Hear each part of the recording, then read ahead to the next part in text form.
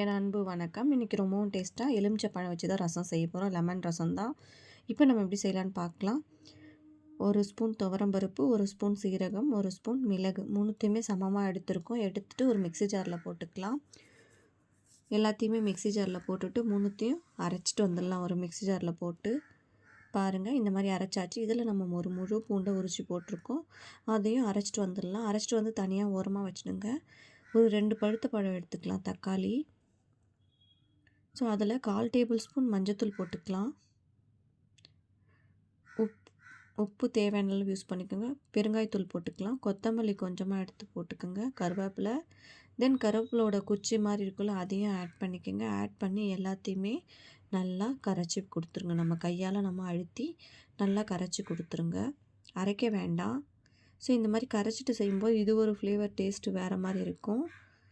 பாருங்கள், அதுக்கப்புறம் நம்ம அரைச்சி வச்சுருக்கல சீரகம், மிளகு, துவரம்பருப்பு, அதுக்கப்புறம் பூண்டு எல்லாத்தையுமே ஒன்றா சேர்த்துக்கலாம். உப்பு தேவையான அளவு யூஸ் பண்ணிக்கோங்க. அதுக்கப்புறம் தண்ணி ஊற்றி வச்சுக்கோங்க. ஓரமாக அளவாக தண்ணி யூஸ் பண்ணுங்கள்.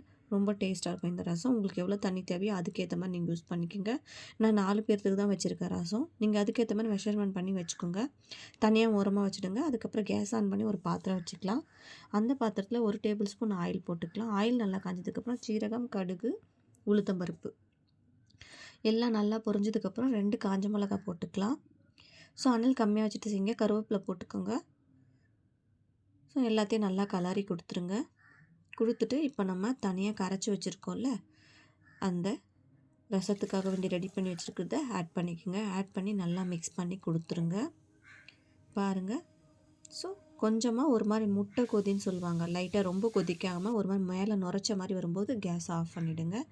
இந்த சமயத்தில் நம்ம கேஸ் ஆன் பண்ணிடலாம். நம்மளுடைய ரசம் ரெடி ஆகிடுச்சு. இதுக்கு மேலே ஒரு லெமன் எடுத்து வச்சுருக்கேன். மீடியம் சைஸ் லெமன் தான் எடுத்திருக்கேன். ஒரு லெமனை பிழிஞ்சிக்கலாம். நீங்கள் பெரிய லெமனாண்டா ஆஃப் லெமன் பிழிஞ்சால் போதும். ஆஃப் பண்ணிட்டு தான் லெமன் யூஸ் பண்ணணும். இந்த ரசம் செஞ்சு சாப்பிடும்போது ரொம்ப டேஸ்ட்டாக இருக்கும். சாப்பாடு சீக்கிரமாக காலி ஆகிடும். இது வித்தியாசமான ஹெல்த்தியான ரசம் தான் இது. இதுக்கு மேலே கொஞ்சமாக கொத்தமல்லி, கருவேப்பிலை போட்டுக்கலாம்.